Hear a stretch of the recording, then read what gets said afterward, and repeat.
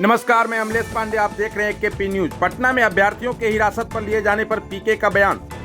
अरवल में बोले 1000 करोड़ से ज्यादा का घोटाला कर बीपीएससी के सीटों को बेचा गया है। अरवल में किसान महापंचायत को संबोधित करने पहुंचे प्रशांत किशोर ने पटना में बीपीएससी अभ्यर्थियों के प्रदर्शन पर बड़ा बयान दिया है। उन्होंने कहा कि जब मैं अनशन पर बैठा हुआ था तब से मैं कह रहा हूं कि बीपीएससी के ज़्यादातर सीटों पर पहले से ही बेच दिया गया है। यह 1000 करोड़ से ज़्यादा का घोटाला किया गया है। 30 लाख से 1.5 करोड़ में सीट को बेचा गया है। हम बच्चों के साथ लड़ाई लड़ रहे हैं ताकि परीक्षा रद्द हो जाए और कल इसका न्यायालय में सुनवाई भी है, लेकिन परीक्षा रद्द भी हो जाए तो भी बच्चों के साथ न्याय नहीं होगा क्योंकि सीट पहले ही बेच दी गई है। यह पहली परीक्षा नहीं है जिसमें पेपर आउट हुआ हो।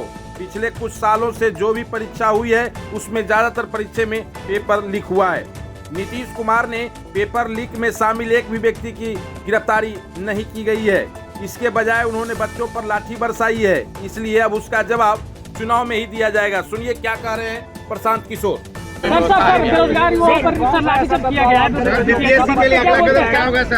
कुछ निष्कर्ष नहीं हो पा रहा है। बीपीएससी में आपको मैंने बताया है, हम तो अनशन पर बैठे हुए थे तब भी मैंने बताया, बीपीएससी के सारे ज़्यादा नौकरी को पहले ही बेच दिया गया है।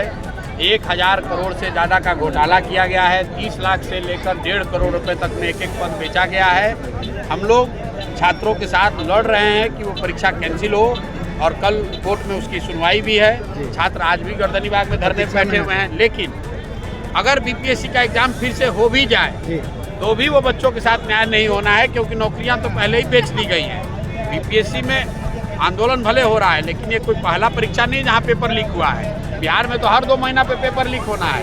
सिपाही भर्ती में घोटाला, दरोगा में घोटाला, टीईटी में घोटाला, नीट में घोटाला। ये कोई ऐसा परीक्षा नहीं है जिसमें पेपर लीक नहीं हो रहा है। और नीतीश कुमार पिछले 5 वर्ष में ये आज तक कोई एक आदमी ना गिरफ्तार हुआ, न कोई शिक्षा माफिया पकड़ा गया। क्या रूप दिया जाए सर? अधिकारी लोग इस प्रकार से के पाठक जी का मनमानी देख लीजिए मेरे भाई। अगला रूप ये है कि आप जो लोग आंदोलन कर रहे हैं, नीतीश कुमार उस पर लाठी चलवा रहे हैं। तो लाठी की जो चोट है वो 5 दिन रहती है।